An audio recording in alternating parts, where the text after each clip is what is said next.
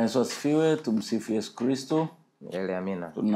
Tunayo nafasi ya upendeleo kwa Mwenyezi Mungu kwa kutupatia nafasi ya kufika siku ya leo kwa ajili pia ya kujifunza neno lake la uzima. Kama ilivyo kawaida na desturi yetu kupitia channel yetu nzuri ya Ukonga SDA Church, tunapata fursa ya kujifunza neno la Mungu kupitia mwongozo wa kujifunza Biblia kwa nyakati na masaa kama haya. Kwa siku ya leo tutawakaribisha katika somo la kwanza la robo yetu katika kitabu kile cha Yoshua, ambapo tutajifunza habari kemkem ambazo zitatutia moyo na kutusogeza karibu na Kristo. Na ukumbuke kwamba tumetoka katika kitabu kile cha Kutoka, kitabu ambacho tuliona mhusika mkuu alikuwa ni Musa, ambaye alikuwa amepewa jukumu kubwa la kuwabeba wana wa Israeli au kuwaongoza kutoka kule Misri kuelekea Kanaani. Na tumejifunza habari nyingi kupitia kitabu cha Kutoka kwamba wana wa Israeli walipita jangwani kwa lengo kubwa la kujifunza ukuu wa Mungu, lakini pia kujifunza sheria ya Mungu. Na ukumbuke walipokuwa wamekwenda Misri, wamekaa muda mrefu hawamwabudu Mungu, kwa hiyo wamepoteza baadhi ya vitu. Kwa hiyo wanarudishwa, wanaporudi katika safari ya kurudi Kanaani, wanapopita jangwani, lengo pia ni kwamba wamjifunze Mungu na wakumbushwe kile ambacho Mungu alitamani wao kama wateule waweze kuwa nacho na kukifikisha kwa mataifa mengine. Kwa namna pekee sasa katika robo hii tutakuja kujifunza kitabu kizuri cha Yoshua. Na Yoshua ni kiongozi anayeshika hatamu baada ya Musa kufa. Kwa namna pekee tutakuwa na somo zuri hilo ambalo tutalifurahia. Niwakaribisha kwa namna pekee tushiriki wote. Sasa tunapoenda katika somo hili la leo, tunapofungua tutakuwa na mjoli hapa Elia. Tutasaidiana katika kujifunza maandiko haya ili tuweze kutiana moyo katika safari ya kuelekea mbinguni. Kabla tujaingia katika somo la leo, tupate ombi kutoka kwa mwalimu Elia. Karibu. Tuombe. Mtakatifu Mungu uliye juu mbinguni, tunasema asante kwa nafasi uliyotupatia. Tunasema asante kwa kuwa umetupitisha vyema katika kitabu cha Kutoka. Tumeweza kujifunza safari ya wana wa Israeli. Na sasa katika miendelezo ya safari hii, tunaomba uweze kuwa nasi, ukatufundishe vyema kwa kuwa wewe ndiye mwalimu mkuu. Watazamaji wanaofuatilia kipindi hiki waweze kuelewa, waweze kufahamu wewe kama kamanda ambaye ndiye uliyeanzisha safari na ndiye ambaye utakuja kuitimiza. Kaa nasi sasa tunapoendelea na mjadala huu, ni katika jina la Yesu Kristo tunaomba. Amina. Amen. Amina. Nashukuru sana mwalimu kwa kutuletea ombi la baraka. Kwa hiyo niwakaribisha sasa katika robo hii tunapoanza somo letu kupitia mwongozo wa kujifunza Biblia katika kitabu chetu hiki cha Yoshua. Tutakuwa na mada makini sana kupitia mafundisho ya imani kutoka kwa Yoshua. Yoshua ni nani? Unaweza kutuambia mawili matatu Yoshua kwa ufupi? Yoshua ameonekana katika maeneo mengi. Ndio. Yoshua ana sifa ambazo tunaweza tukazielezea na tusimalize. Yoshua anaanza kuonekana akiwa na wana wa Israeli tangia safari ilipoanza kule Misri. Yoshua anakuja kuonekana akiwa miongoni mwa wale 12 ambao walitumwa na Musa kwenda kuipeleleza nchi ya ahadi. Ndio. Na sio tu alitumwa, lakini ni miongoni mwa wawili ambao walileta habari chanya ya kwamba ile nchi tunaweza tukaiteka, ni nchi ambayo ni nzuri na maziwa, ni nchi ya asali. Yaani kiufupi Yoshua alileta majibu ambayo yaliendana na namna Mungu alivyokuwa akielezea ile nchi kabla hawajaanza safari. Sawa. Lakini vile vile Yoshua alionekana katika mazingira mbalimbali akiwa pamoja na Musa. Musa alivyopanda kwenda mlimani mara kadhaa alikuwa na Yoshua.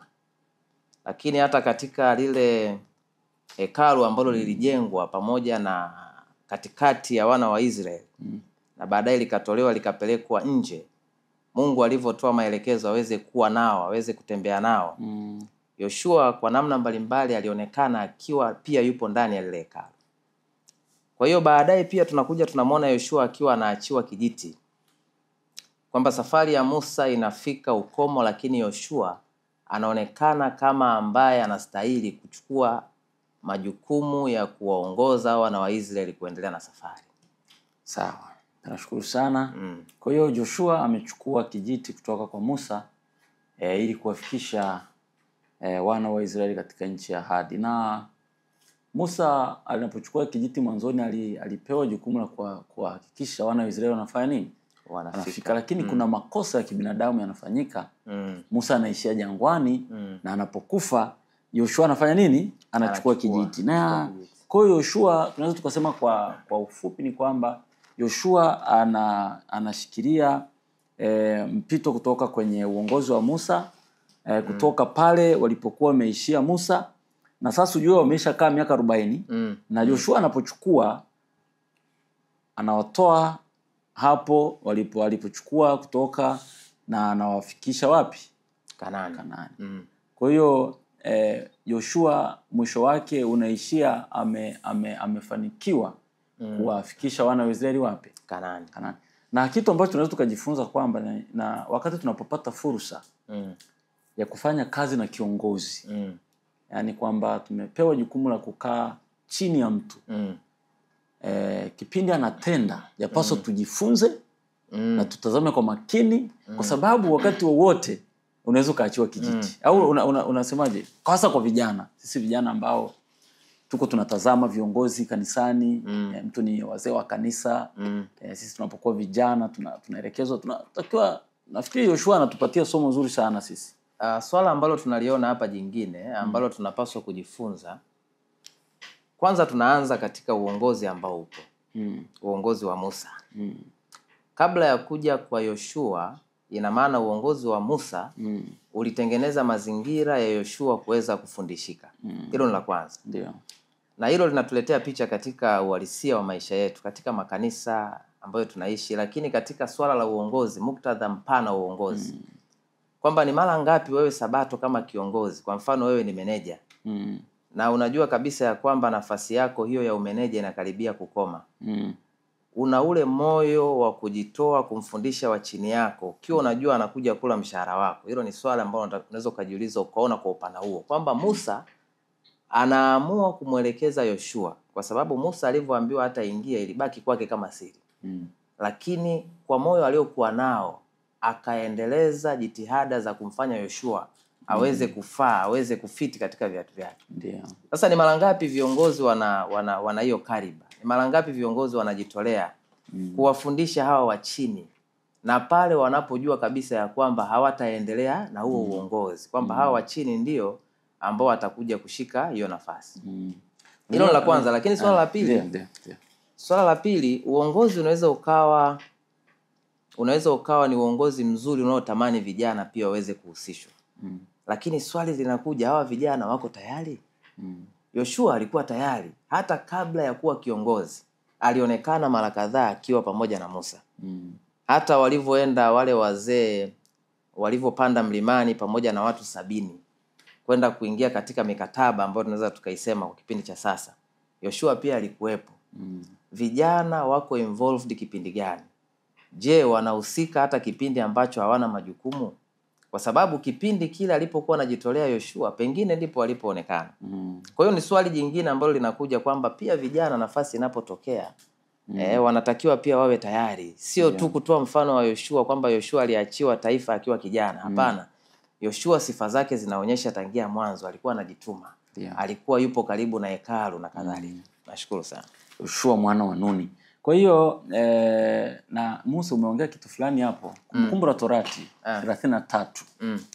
Musa kuna kitu cha pekee. Unajua umesema kwamba Musa ameshaambia utakufa.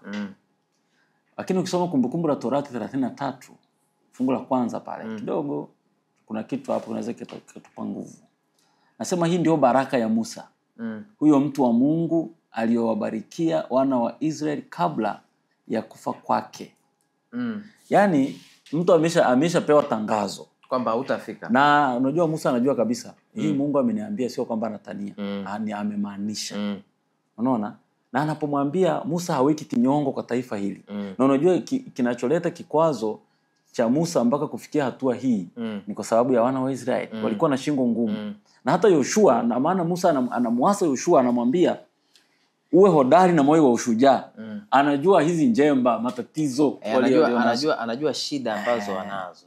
Kwa hiyo lakini Musa kwa ile ulioisema kwamba ni kwa namna gani kiongozi wewe uko unajitolea na unaona kabisa unaelekea kustaafu.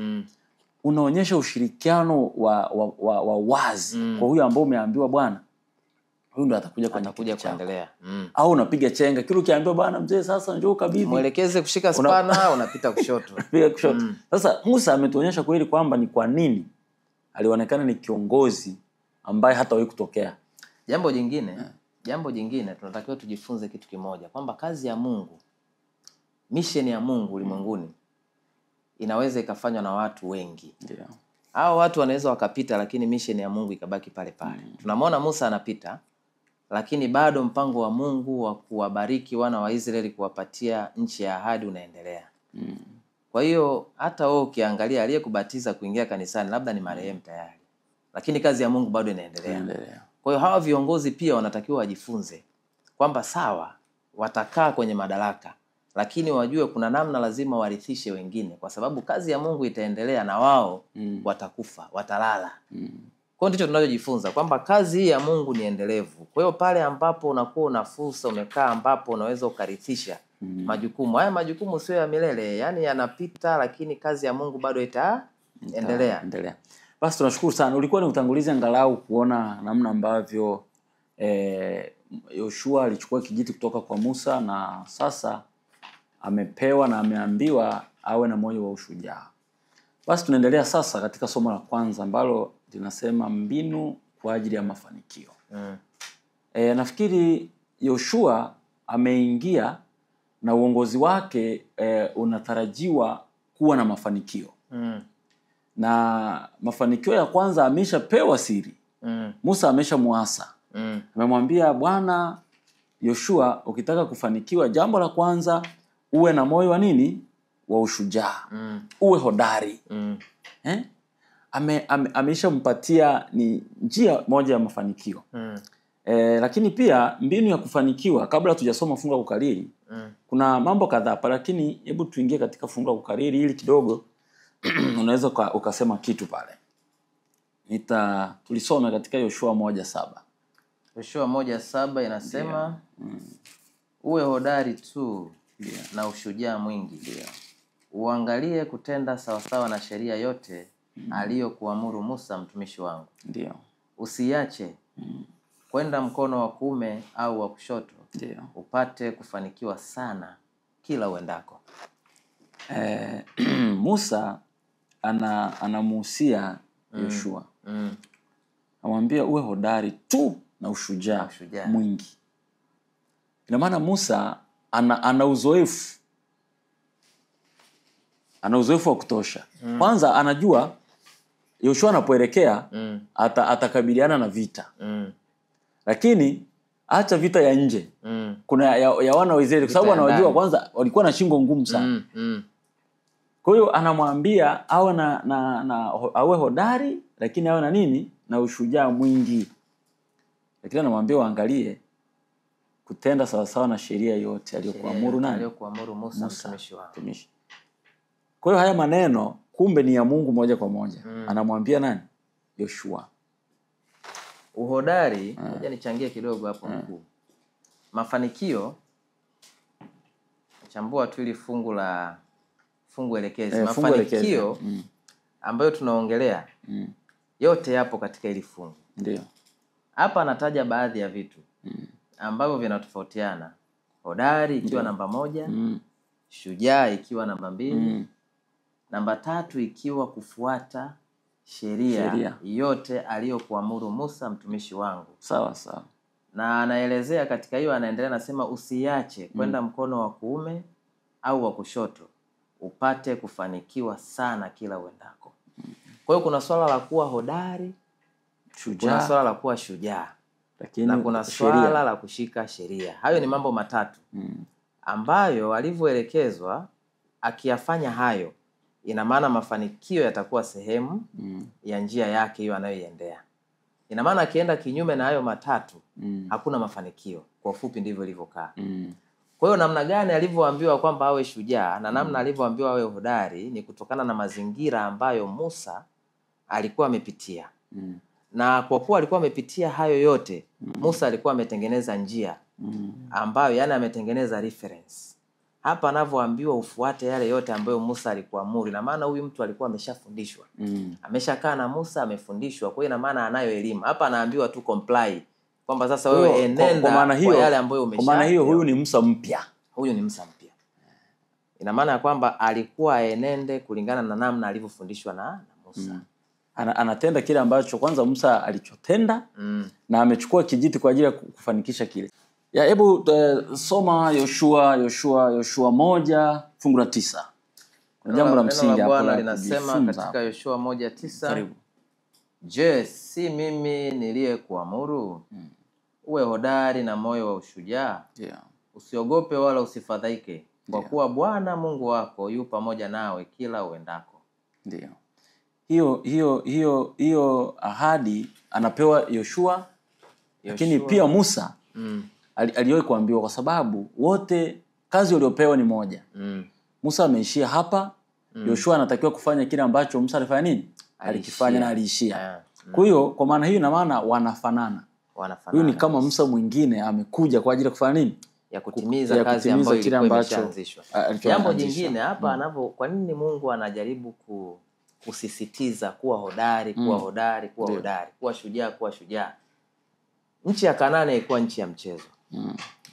Tunasema haikuwa nchi lele mama.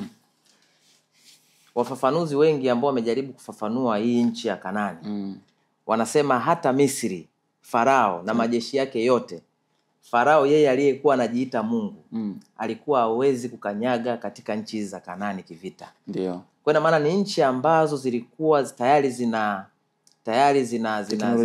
teknolojia kubwa kwa kipindi chao. Lakini ni nchi ambazo tayari zilikuwa zina wafalme, kwa zilikuwa zina mifumo ya kisiasa, ni nchi ambazo zilikuwa zina uongozi. Kwa zilikuwa zimeshajiweka na kuta za Kanaani, kama tunavyosoma kwamba mji wa kwanza ulikuwa Yeriko. Pia tunapata picha kwamba hata kuta zake hazikuwa za mchezo. Kwa hiyo anavyoambiwa kwamba awe hodari kipindi hiki, na Mungu anavyorudia kumsisitiza kwamba uwe hodari, alikuwa anamaanisha kile ambacho anakwenda kukutana nacho. Kumbuka ya kwamba Mungu alikuwa amewaahidi hawa kuwapatia nchi. Ndio. Kwa hiyo hawa ndio waliokuwa warithi wa ahadi wa ile nchi. Lakini nchi ina wakazi wapo ambao wanaishi katika hii nchi. Kwa hiyo anapoambiwa kwamba awe hodari, ni lugha ambayo ilikuwa inamuongezea ujasiri kwa kile ambacho alikuwa anakwenda kukutana nacho. Sawa. Ukijua kabisa ya kwamba walikuwa hajazoea vita na kadhalika. Kwa hilo ni la kwanza. Lakini jambo jingine, kuna hatua za ushindi ambazo zinaongelewa. Kwamba hatua ya kwanza ni kuvuka. Ni kuvuka Jordan. Hatua ya pili ni kutwaa. Ina maana kuteka mateka, kutwaa yale maeneo. Hatua ya tatu ni kugawa.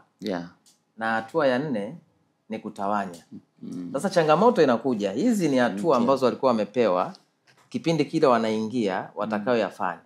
Lengo lilikuwa wao ndio wakae pale Kanaani, wasichanganye kabisa na mataifa mengine.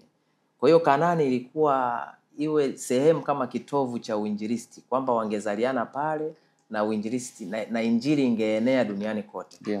Kwa sababu ya namna Kanaani jinsi ilivyokuwa. Ni nchi ambayo ilikuwa imezungukwa na mabara makubwa matatu, lakini vile vile ni nchi ambayo ilikuwa na rutuba. Kwa hiyo penye rutuba kuna kuzaliana na kadhalika. Sasa changamoto inakuja pale ambapo hatutaki kufuata hatua ambazo Mungu anazielekeza sisi tuweze kuzifanya. Kwa mfano, wao waliambiwa hatua ya kwanza ni kuvuka. Ndio. Hatua ya pili ni kutwaa. Sasa pale ambapo sisi tunaanza kutwaa kabla ya kuvuka, ndipo shida inapokuja. Kwamba kuna hatua za mafanikio katika kila ngazi. Na hizi hatua pale ambapo tunazifuata, Mungu ameshatoa ahadi yake ya kwamba atatubariki, na kila sehemu tutakapokanyaga, waliambiwa kila watakapokanyaga patakuwa ni kwao. Kwa hiyo sasa kitu ambacho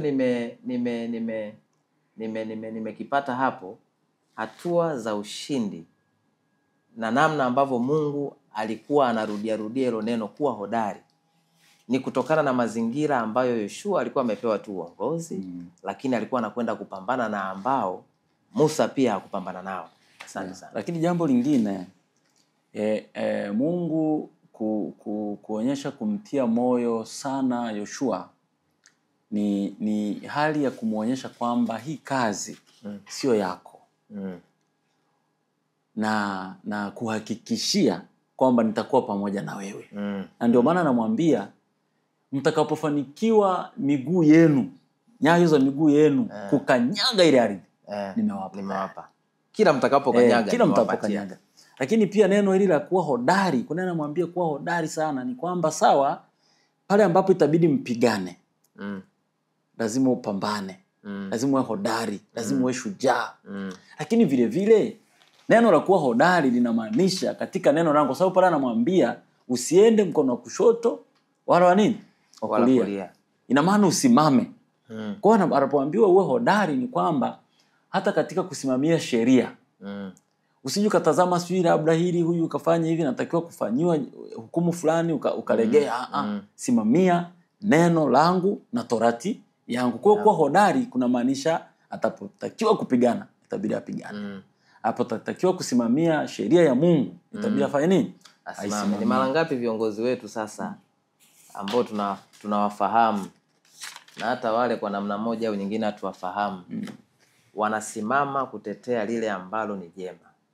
Hilo ndilo swali ambalo tunaweza tukalipata kutoka katika maneno mazito ambayo Yoshua alikuwa anaambiwa na Mungu. Kwamba ni mara ngapi tunaona viongozi wetu hawayumbishwi kama bendera, kwa sababu kuna mazingira ambayo lipo jambo jema lakini wanatumia hekima badala ya kutumia msingi wa kuimarisha lile jambo ambalo liko vizuri.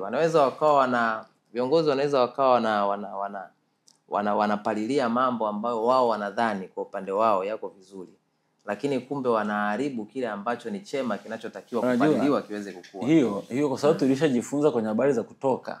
Tunamtazama ni Kalebu. Kalebu alisimamia maslahi yake binafsi. Kwamba taifa watu wamechachamaa, akabidi bwana leteni hizo hereni, leteni hizo nani? Haruni. Haruni sio Kalebu, Haruni. Kwa hiyo hata viongozi hata siku hizi na sisi tunaweza tukajikuta kwenye hiyo changamoto. Kwa sababu unalinda maslahi yako wewe ili yasiondoshwe. Kwa hiyo unafanya kile ambacho unaweza hata kuvunja taratibu na sheria ili kulinda kile cha kwako unachokihitaji. Kwa hiyo nafikiri tunachokiomba kikubwa ni kwamba Mungu atusaidie pale ambapo tutakuwa tumeanguka katika neno la Mungu na tukafahamu kwamba tumeanguka, turejee. Lakini tumepewa ahadi ya kufanikiwa na kustawi. Na Mungu anachokihitaji sisi ni kuamini tu. Tuwe na moyo wa ushujaa, lakini tumwamini Mungu. Na vingine vyote tumeahidiwa. Wana wa Israeli waliahidiwa, walipewa ahadi. Na walipopewa ahadi Mungu alikuwa wafanikishe kuifikia ile ahadi pasipokuwa na vita.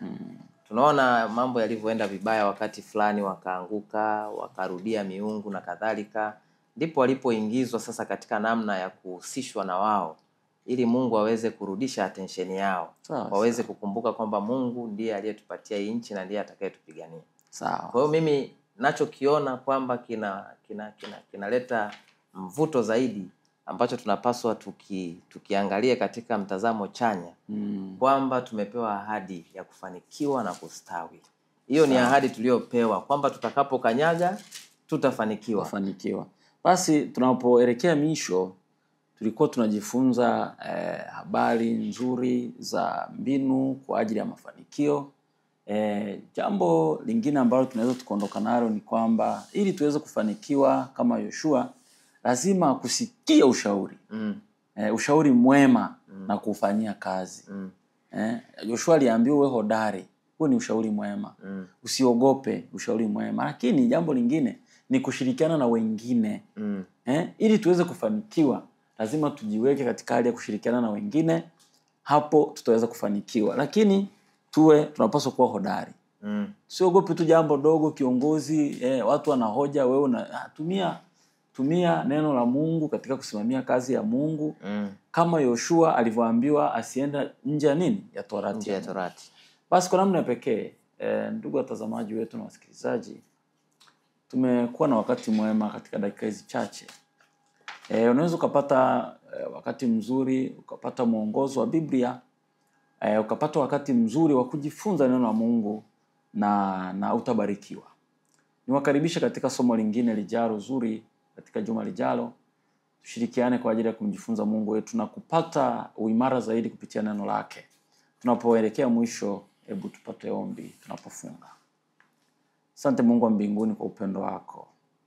Neno lako limekuwa zuri kwetu kwa sababu linatuonyesha namna ambavyo uliwasaidia watoto wako, watumishi wako Yoshua, ukawapatia nafasi ya kutumika. Wale walikuwa ni binadamu kama sisi, lakini walipokubali kukuchagua na kukufanya kuwa sehemu ya uongozi wao, uliofanikisha na hatimaye yote tunaona uliwezesha watoto wako wana wa Israeli kufika katika nchi ya ahadi.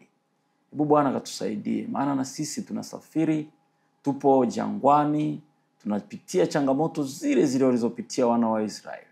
Tusaidie Bwana, tushike mkono ili kwamba siku utakaporudi Bwana tuweze kupata nafasi ya kukulaki mawinguni na tukafurahia yale mema ambayo umetuandalia. Tunashukuru kwani tumeomba haya katika jina la Yesu. Amen. Amen.